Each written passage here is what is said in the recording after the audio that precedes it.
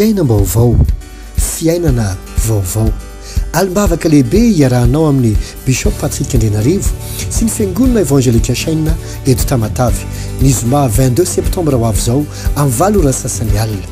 Ity ny fotoana lehibe andraisanao fiovana lehibe izay tena azo sapahitany amin'ny fiainanao, fiovana izay ametraka marika tsara sy ho azo fafana mandrakizay eo amin'ny fiainanao.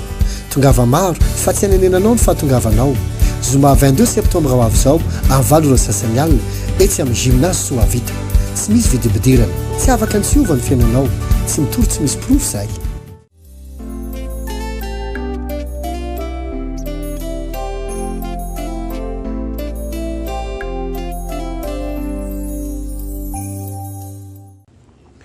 Dia falmiarabantsika rehetra indray ny tenako Bishop Patrick Andrenarivo avy amin'ny fiangonana évangélika Chaîne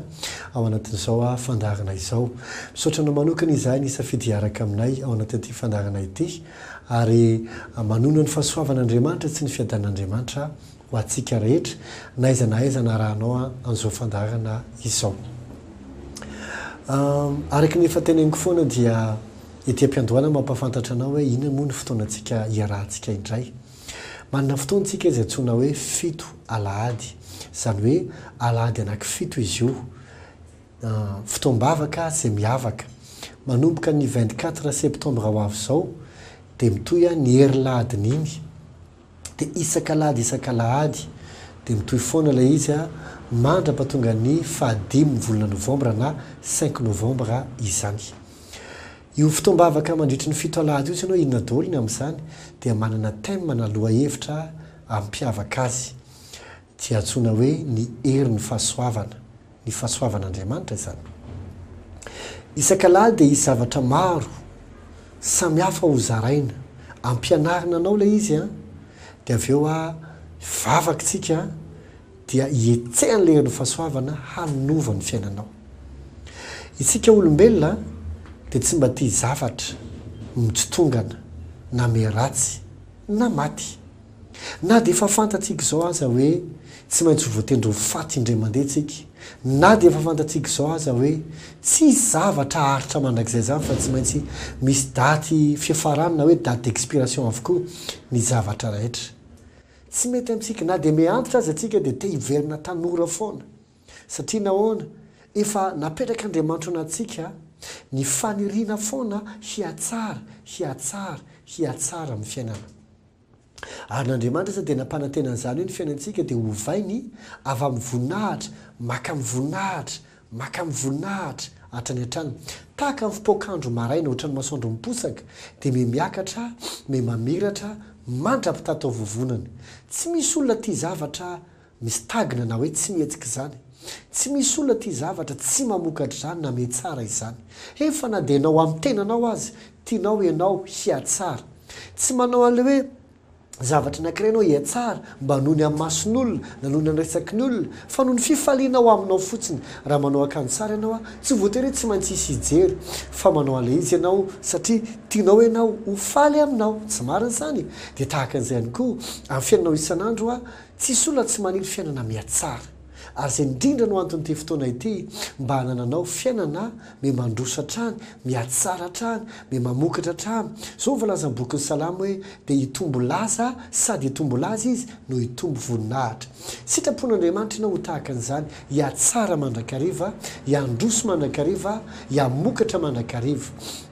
Ary ity mba zavatra teneniko anao, tsy misy tombontsoa anao ny amin'ny hoe fanaratsiana ny hafa, na fanalambaraka ny hafa, na fanasoketana olona, na ohatra hoe fiadivana man'olona, na fanambaniana olona. Tsy voatery misy olona ambanianao mba hisandratanao, tsy voatery misy olona vononao mba havelonanao, tsy voatery hangalatra ny sasanao mba hananao izay tediavinao, fa afaka manana fiainana tsara ianao amin'ny fiainana izany. Ary izay ny sitrapon'Andriamanitra ho antsika mba hitombo amin'ny voninahitra makany hatrany amin'ny voninahitra hatrany ny fiainantsika tsirairay avy. Ary izay no anton'ity fotoana ity hoe ny herin'ny fahasoavana mba hahafahanay mampianatra anao ny atao inona marina atao hoe fahasoavana. ary ny expérimentenao an'le izy mihitsy ny iainanao an'le izy tsy indray mandeha fa nombokeo amin'izay dia iainanao isan'andro tahaka ny hoe raha nianatra nitondra fiara ny olona anankiray ka tsy hoe rehefa may izy indray mandeha dia tapitra eo fa dikany io dia zao mba afaka hitondra fiara foana izy na inona fiara entiny na inona dia tahak'izay koa hoe raha nianatra nahandro sakafo ianao ohatra zany dia tsy hoe tamin'iny andro iny ihany ho may an'le sakafo fa azonao ampiarina foana amin'ny fotoana rehetra ilanao azy a mba hasoanao sotran'izany dia tahak'izay koa raha mianatra ampianatra anao zay mikasika ny fahasoavana dia tsy expérience andray andro ny tiana iainanao fa ho fiainanao isan'andro amin'izay le fahasoavan'Andriamanitra ny herin'Andriamanitra ny herin'ny fahasoavan'Andriamanitra eo amin'ny fiainanao ka tonga anao a miaina amin'ny fahasoavana makamo fahasoavana manampy fahasoavana. Zay zavatra mihitsy ny tiany ampianarana satria ny antony dia zao maro amin'ny olona no ohatrohatrany hoe mahafantatra amin'ny akapobe ny fahasoavan'Andriamanitra fa sy tena mahatakatra ary miainaka mahita vokatra azo sapaitanana ny amin'ny atao hoe fahasoavan'Andriamanitra fa tena raha misy zavatra anankiray tena goavana ao anaty baiboly dia ny fahasoavan'Andriamanitra zay tena tian'Andriamanitra homena sy homenanao tian'Andriamanitra raha sy ianao a iainao anatin'ny fahasoavana fa saingy le izy tsy mety fotsiny hoe Andriamanitra feno fahasoavanao a Andriamanitra meo fahasoavanao a Andriamanitra taio amin'ny fahasoavanao a tsara no mivavaka fa ny mivavaka tsisy fahalalana dia lasa manao vavaka anjambany be fotsiny zay tsy fantatra akory hoe hivaly sa tsy hivaly hitranga zany sa tsy hitranga ahita vokatra sa tsy ahita vokatra. Ilainao no mahafantatra hoe inona marina atao hoe fahasoavana inona marina atao hoe fahasoavana mba hitombony ny fiainantsika hiatsara fa tsy hoe vavaka fotsiny ianao araka ny teneniko teo me fahasoavana fa ohatry ny ahoana le izy voalohany mila fantatra hoe inona atao hoe fahasoavana faharoa misy karazana ohatry ny ahoana ny fahasoavana fahatelo ahoana tonga ny fahasoavana io ho amin'ny fiainanao fahaefatra ahoana ny fomba iainanao amin'ilay izy sy ny ahitanao vokatra tsy indray mandeha fa isan'andro mikohatra anankiray zao anao ao anaty baiboly zao a misy karazana fahasoavana maro ohatra ny Korintiana voalohany dia milaza mikasika ny fanomezam-pahasoavana Korintiana voalohany toko 2:20 zany hoe misy olona nomena fahasoavana dia atambatra izy fanomezam-pahasoavana fa don zany le izy fanomezana le izy dia adika amin'ny teny gasy izy moa zany le izy hoe fanomezam-pahasoavana misy ohatra amin'ny fanomezam-pahasoavana maminany misy ohatra amin'ny fanomezam-pahasoavana izay antsoina hoe teny fahendrena misy ndray ny fahasoavana antsoina hoe teny fahalalana misy fanomezam-pahasoavana ny hery ny manao fahagagana ny miteny tsy fantatra ny mandika teny tsy fantatra zany rehetrarehetra zany dia fanomezam-pahasoavana hoe don homen'Andriamanitra fahasoavana zany homena ino io don io na io fahasoavana io fahaiza manao homen'Andriamanitra an'ilay olona tsy voatery mila fampiasa-tsaina fa homen'Andriamanitra ao anatiny mahatonga azy mahay an'ilay izy ohatra anankiray ndia resiko ohatra anankiray isan'ny zavatra zay tena mampifamafao ny olona amin'izao ohatra ny faminaniana ny fanomezam-pahasoavana no maminany rehefa mpaminany anankiray ao anaty baiboly no maminany dia misy fanomezam-pahasoavana anankiroa fanampiny miara-mihetsika amin'ilay fanomezam-pahasoavana maminany satria misy mantsy natsoina hoe teny fahendrena ary misy natsoina hoe teny fahalalana manazava fotsiny zany ohatra ny fahasoavana dia bon le teny fahendrena le teny fahalalana ohatra zao raha ohatra ka misy olona anankiray men'Andriamanitra teny fahalalana ino moa atao hoe teny fahalalana parole de connaissance ozy izy ny teny frantsay iny tsy zavatra prémédité na hoe fansaina melo na mijerijery pose le olo izy hoe tahaka an'izao sy tahaka an'izao fa ampahafantariny fanamasina azy inona ny ampahafantariny fanamasina azy mietsika le fahasoavana ao anatiny zany le hery sy le fahaiza-manao dia aseho an-tompo azy hoe zao ny zavatra nitranga tany amin'ny lasany olona io ny zavatra ohatr'izao zao nitranga dia ohatr'izao ny zavatra mitranga eo aminy amin'izao fotoana izao fa ny teny fahalalana tsy tsy ampahafantaran'Andriamanitra anao ny zavatra hitranga aminy ho avy fa ny lasa sy ny ankehitriny ihany dia zay iny le antsoina hoe teny fahalalana tsy faminanina iny fa teny fahalalana mampafantatra ny amin'ny lasa any tany aloha tany sy hatramin'ny ankehitriny ndraindray izy natamy lasa fotsiny ndraindray ankehitriny fotsiny ndraindray izy roa miaraka tenenin'Andriamanitra dia gaga ianao hoe ahoana fahatarany ty olona ty an'izany tahaka ny hoe iny anaranao dia Patrika ohatra zany efa le olona tsy mahafantatra anao mihitsy hoe izahako dia tamin'izao taona ny zavatra ohatr'izao nitranga taminao dia salamizao mbola tsy faminan'iny zany fa fampahafantarana fotsiny an'le olona io hoe zao nitranga tamin'ny lasanao tsy faminan'iny zany fa teny fahalalana dia raha de tokony zaza ny teny aloha loatra hoe fatany fiainako dia ndikan'izay zany teny fahalalana iny asehoan'Andriamanitra azy fa tsy maminany fotriny ahoana indray le izy raha ohatra ka teny fahendrena raha teny fahendrena indray le izy dia tahaka an'izao ny teny fahendrena dia tsy mampahafantatra indray tsy ampahafantaran'ilay Andriamanitra le olona miteny ny zavatra tany amin'ny lasy fa hoe zao zavatra ataonao ny amin'ny hoafy tonga dia zavatra milaza instruction toromarika hoe manaova ohatr'izao fa zao nitranga zao ny tiany tompo ataonao ny amin'ilay izy dia akakabenao hoe tena ohatra maminany nao zany satria za mihitsy zao nanontany ny tompo hoe fa ahoana dia le teny fahendrena no miteny tosinao kaiza ho aiza amin'izay zany le faminan'iny ny faminan'iny dia fitambarana izy anankiroa ireo zany hoe sady mampahafantatra ny amin'ny las'Andriamanitra sy ny ankehitriny dia manoronao ny zavatra hitranga amin'ny hoavy sy ny tokony ataonao dia mame révélation sy zao ny hitranga zay natsoina hoe famezam-pahasoava ny faminan'iny mbola zavatra sationa zany tenenkonao zany famezam-pahasoava faiza manao zany mahatonga anao teny tena enjana rangahy zany satria za tsy nitantaran'ity olo ty zay sy ty olo ty zao mbola tsy mifankahita raha tsy ny androany ahoana afantaran'izany rehetra satria faiza manao n'Andriamanitra le izy omena le olona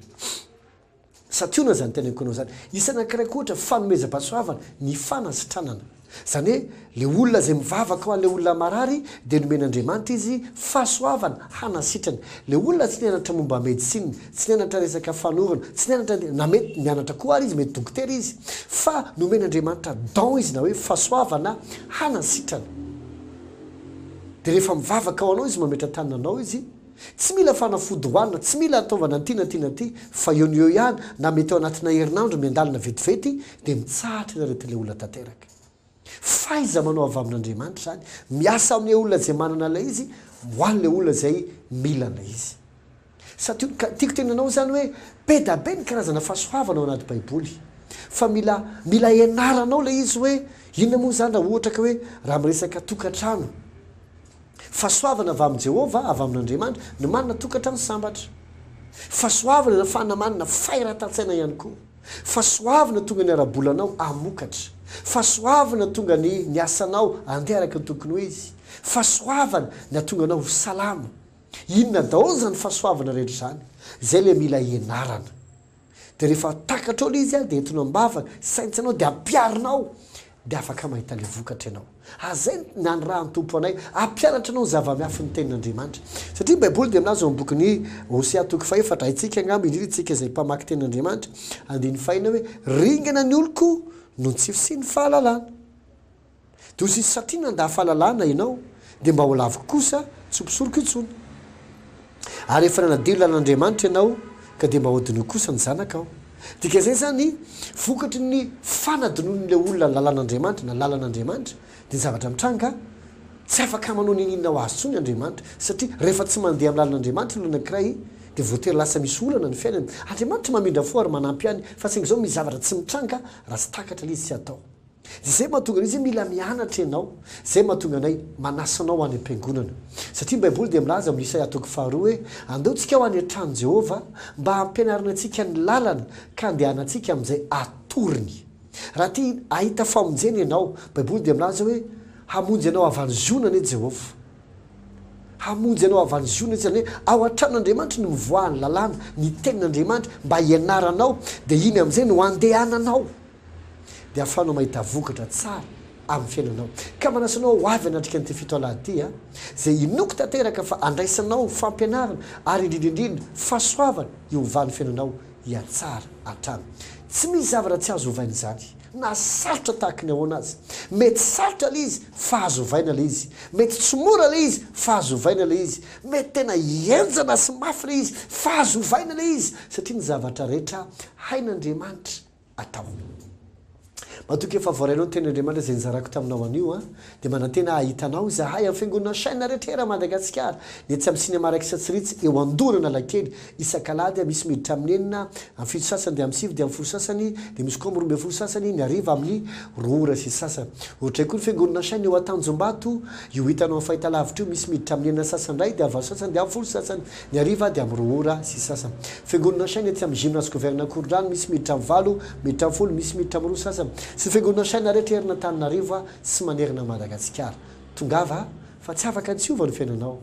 fa tsy mitory-tsisy pirofo zay tomboa ny fahasoavana fiainam-baovao fiainana vaovao alimbavaka lehibe iarahanao amin'ny Bishop Patrick Andrenarivo sy ny fiangonana Evangelique Chaîne eto Tamatavy ny zoma 22 septembre ho avy zao amin'ny 8 ora sasany alina ity ny fotoana lehibe andraisanao fiovana lehibe izay tena azo sapahitany amin'ny fiainanao fiovana izay ametraka marika tsara tsy ho azo fafana mandrakizay eo amin'ny fiainanao